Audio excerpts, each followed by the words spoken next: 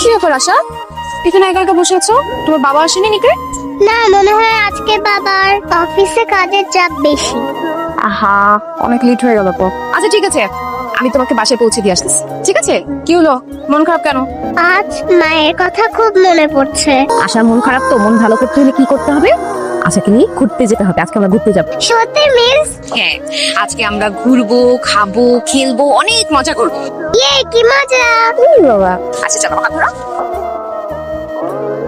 ও sir, কোথায় যান? ভিতরে তো কেউ নাই। কেউ নাই মানে? আশা কই? আশা আশা কি আপনি নিয়ে যান নাই? কি বলেন? আমি অফিসে লেট হয়ে গেছে, মাত্র আসলাম এখানে। কিন্তু আশা তো অনেক আগে বেরিয়ে গেছে। বের হয়ে গেছে মানে কার সাথে গেছে? হাতে বলতে পারলাম না। তো আপনি এখানে দাঁড়িয়ে কি করেন? কোন বাচ্চা কার সাথে যাচ্ছে আপনি দেখবেন না? স্যার, ভিতরে একটা কাজ ছিল, আমাকে ডাকছিল, এই জন্য ভিতরে গেছিলাম, দেখি নাই। আশা, কোথায় ছিলাম তুমি? আশা আমার সঙ্গে ছিল, ওকে নিয়ে আমি একটু ঘুরলাম, খেললাম, অনেক মজা করলাম না? আপনার কি কোনো কমন সেন্স নেই? আপনি কিভাবে আমাকে না জানিয়ে আমার মেয়েকে স্কুল থেকে নিয়ে গেলেন? আপনি জানেন ওকে আমি কত জায়গায় খুঁজেছি? ওকে না পেয়ে আমি পাগলের মতো হয়ে গিয়েছিলাম, আমার দম বন্ধ হয়ে যেত আরেকটু হলে। আপনি তো একটা ফোন করতে পারতেন আমাকে। দেখেন, আমার ফোনে চার্জ ছিল না, ফোন সুইচ অফ, এর জন্য কল করতে পারিনি।